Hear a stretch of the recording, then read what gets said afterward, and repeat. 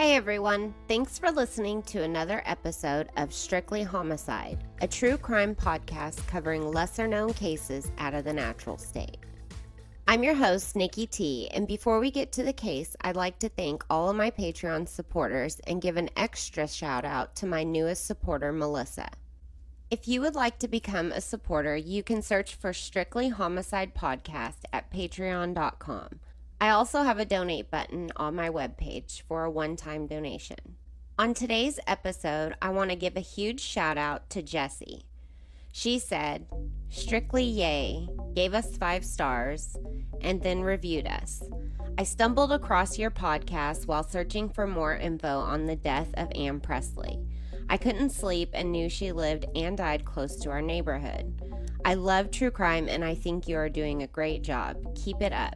P.S. I will probably drive by the old Markle house this afternoon. XOXO obsessed. Thanks, Jessie. I'm so excited that locals are actually finding the podcast. And now you make me want to go drive by the house too. If y'all are a fan and would like to support the show, make sure to share the show with your friends, rate and review us on iTunes.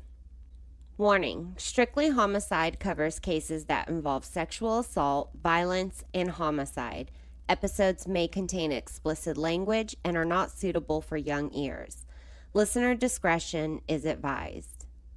Episode 7 is one of those cases that make you second guess its truth, seeming so far-fetched to be real, but it is indeed 100% true. The case involves a troubled 14-year-old boy from Conway, Arkansas, with absolutely no respect for anyone.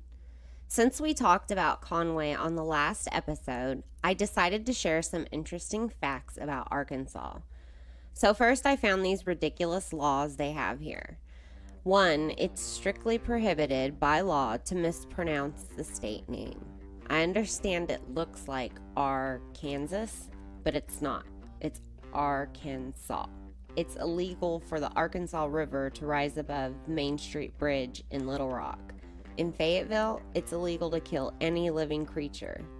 If someone asked you where the first diamond in the United States was found, you wouldn't think Arkansas, but that's exactly where it was found.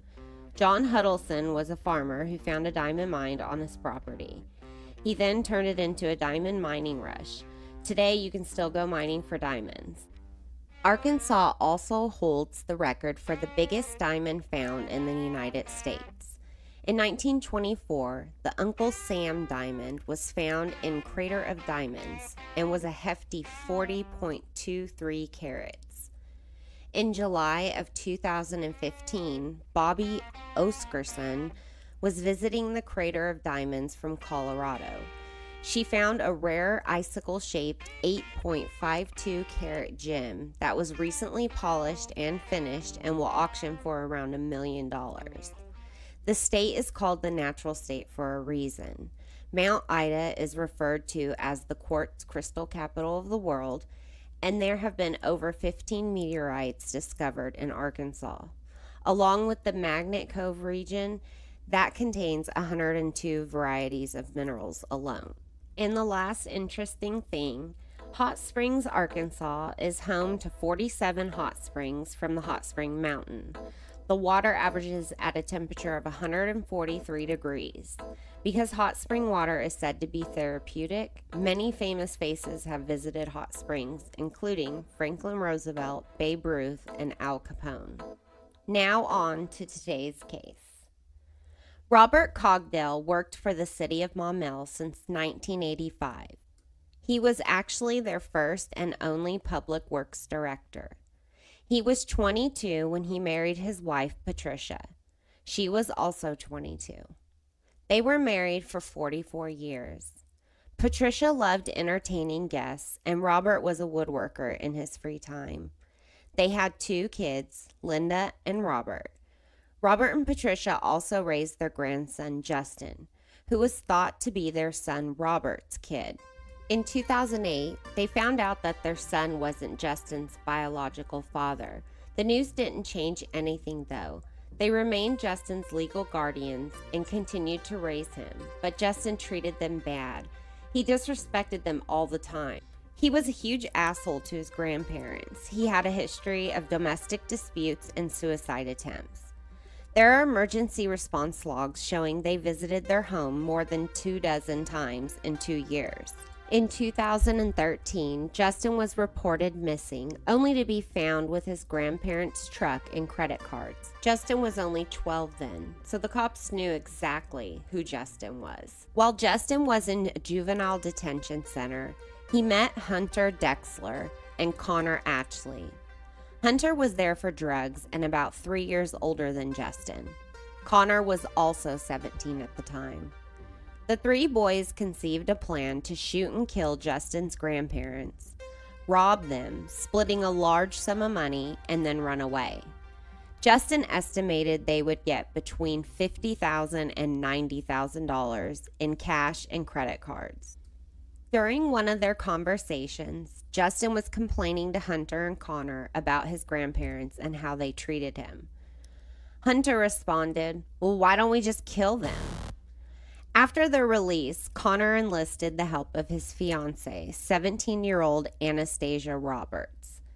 Connor and Anastasia confirmed to the police that they knew they were going to kill Robert and Pat because they were also promised a BMW. On July 21, 2015, Hunter stole multiple guns from his father's collection. He left to meet up with Connor, Anastasia, and Justin at Robert and Patricia's home.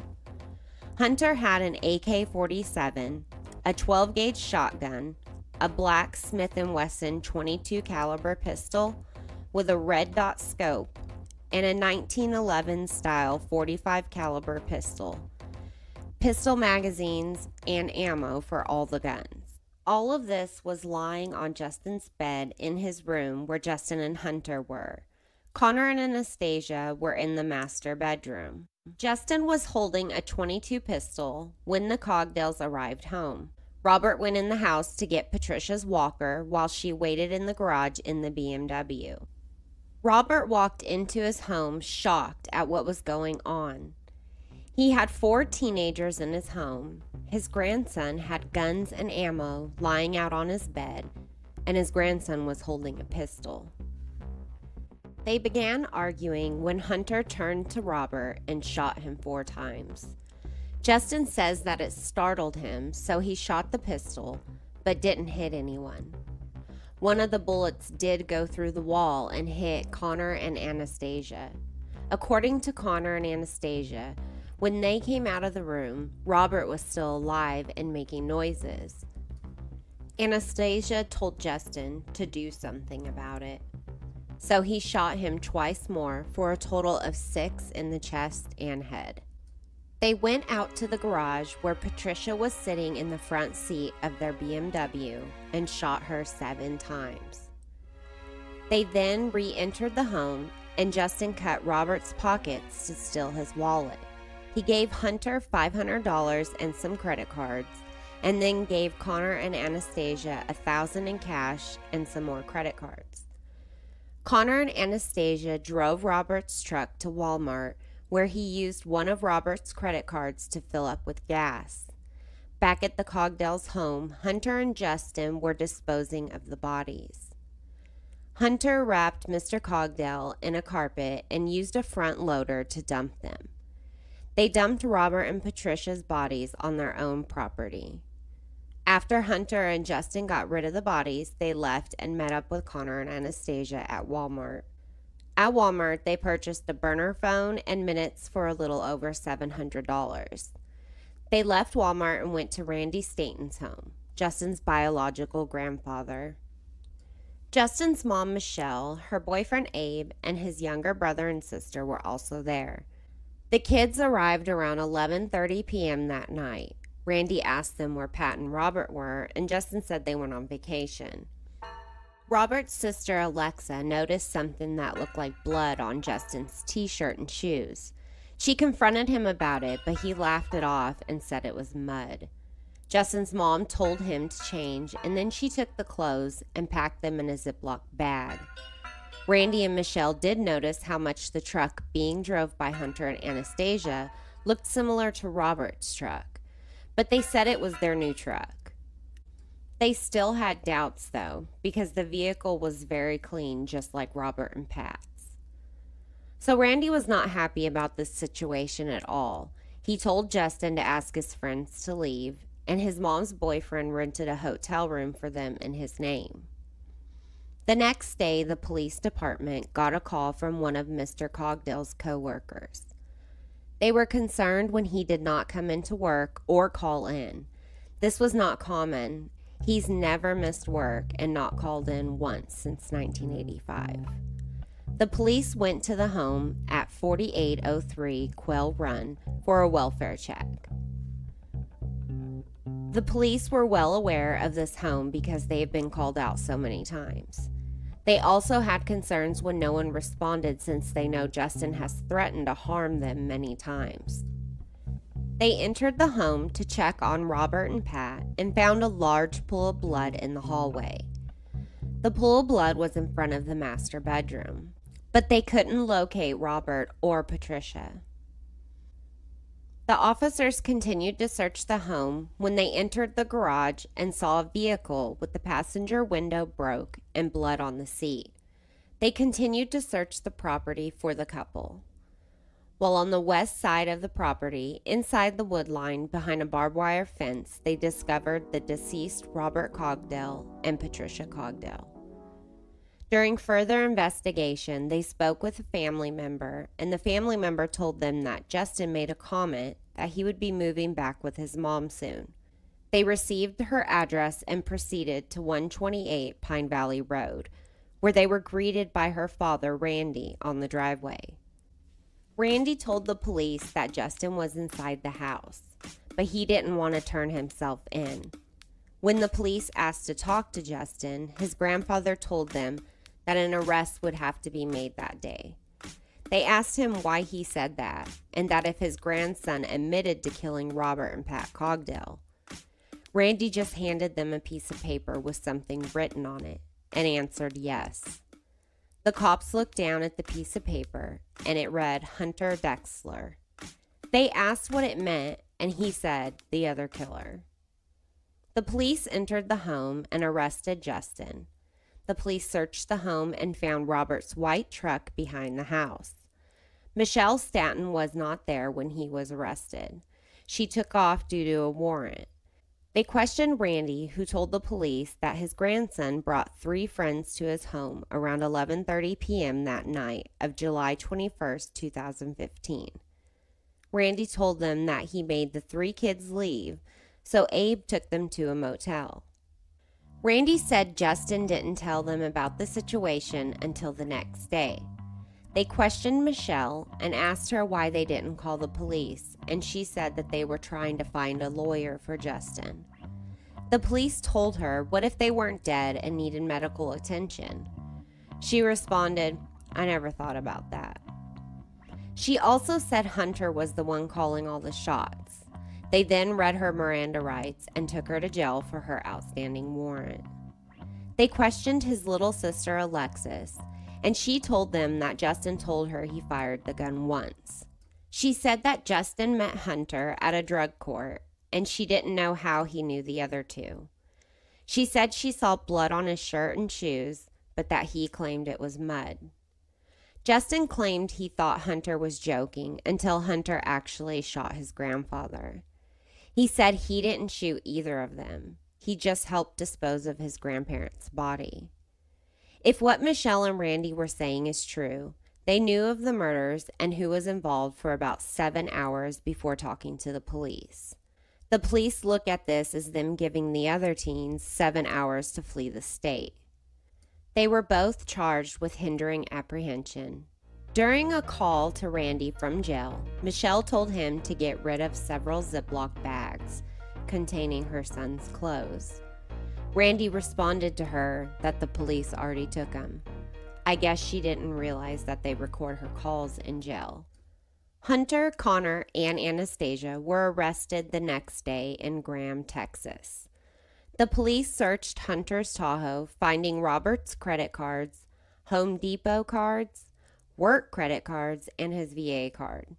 They also found some rags with what appeared to be blood on them.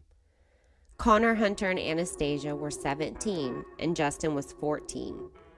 All four of them tried to be charged in juvenile court, and all four requests were shot down.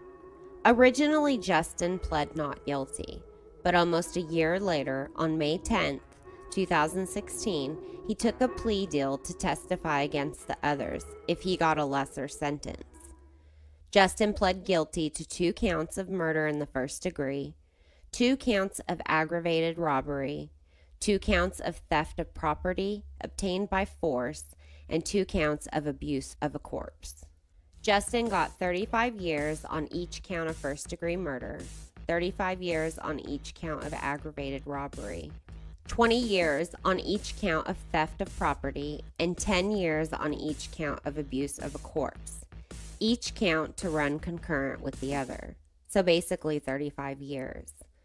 Since he was 14 when the crime occurred and 15 on the day of sentencing, they awarded the Division of Youth Services custody of him until he turned 16. Once he turns 16, then they'll send him to the Arkansas Department of Corrections. During the trial, the state asked the FBI for help unlocking Hunter's iPod to read messages to Justin about planning the homicide. Justin allowed them to read the messages on his phone. When he took the witness stand in court, he was visibly upset and weeping. He answered all of the judge's questions directly and very softly. When given a chance for a statement of his own words, he declined. Connor took a plea deal in 2016, followed by Anastasia, for 2 counts of murder in the first degree, 2 counts of theft by receiving. They both got a 15-year sentence for the 2 counts of first-degree murder and 5 years for the 2 counts of theft by receiving, for a total of 20 years. While in jail, Anastasia wrote a letter to the courts asking if she can marry Connor. She wrote, "Sir or Madame, my name is Anastasia Rose Roberts, and I was wondering if it were at all possible for me to marry my fiancé, who is in the ADC system from county jail. The fiancé in question is Connor Ashley. He is in the Varner Unit ADC number 164376. It is very important to us that we get married soon so that we do not have to wait until his entire sentence to be done. It is also important so we can write each other while we are incarcerated. Me and him have been together for nearly 4 years, 2 of which we have been engaged. So this is no spontaneous act we will regret later. Thank you for your time. Please consider my request. Thanks again and God bless you. Anastasia Roberts." The Arkansas Department of Corrections told her that marriage requests must be sent to a chaplain and then they have to be approved by a warden. Hunter Drexler is being charged with capital murder. His defense team appealed the Faulkner County judge's decision not to transfer the case to juvenile court. Arkansas Court of Appeals denied their appeal, and this month a 2-week jury trial was scheduled for September 17th of this year. Robert and Patricia Cogdell are greatly missed by all of their friends and family. They were amazing people who thought raising Justin was the right thing to do.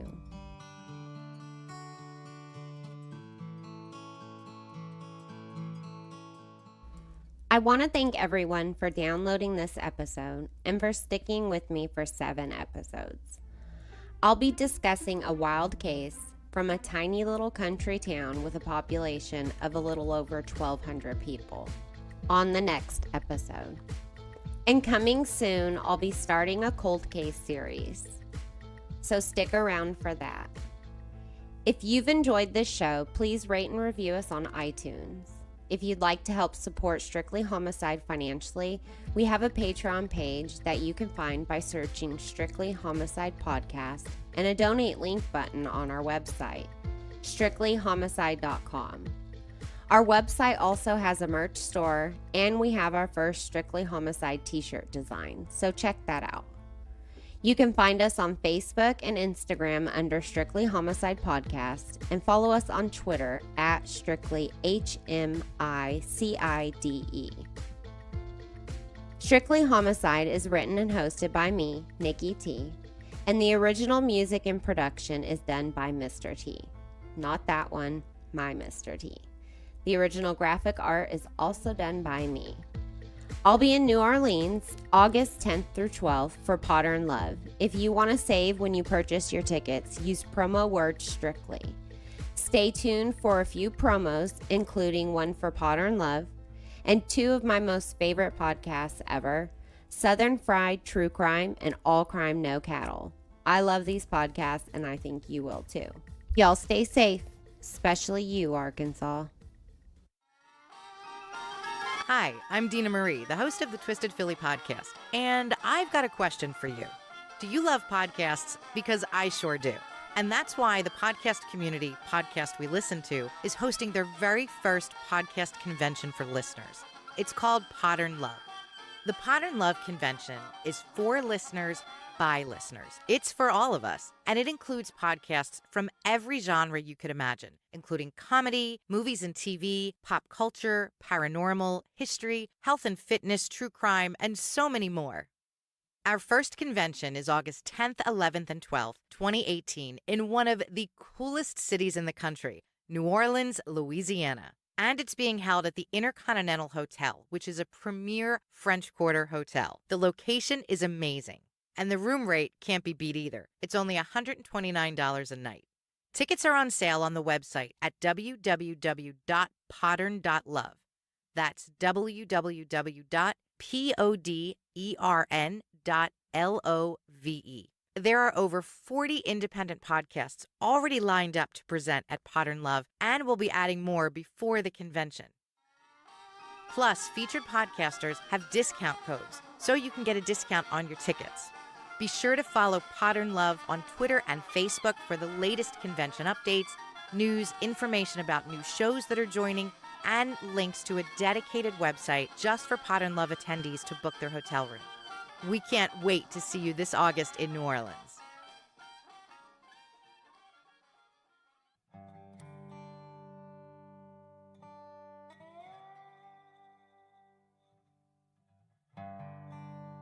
Hey there. This is Erica Kelly, host of the podcast Southern Fried True Crime. Each week, I take a look at a different Southern crime, and like any good gossip, I'm interested in anyone or anything. I cover contemporary and historical cases, and I love listener suggestions. Come join me as I explore the dark underbelly of the Deep South. I'm a one-woman show in a narrative format, kind of like sitting by the fire and listening to a story. So pull up a chair and subscribe if you're interested. I'd love to have you. You can find me on iTunes, Stitcher, Google Play, and just about any podcast platform. Just search for Southern Fried True Crime. Until then, y'all take care.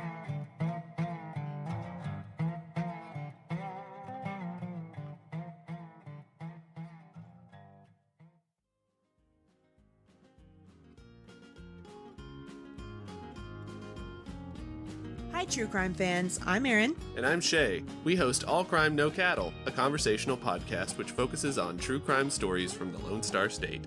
We strive to bring you a balanced and well-researched story about Texas cases big and small. We do the research so you don't have to.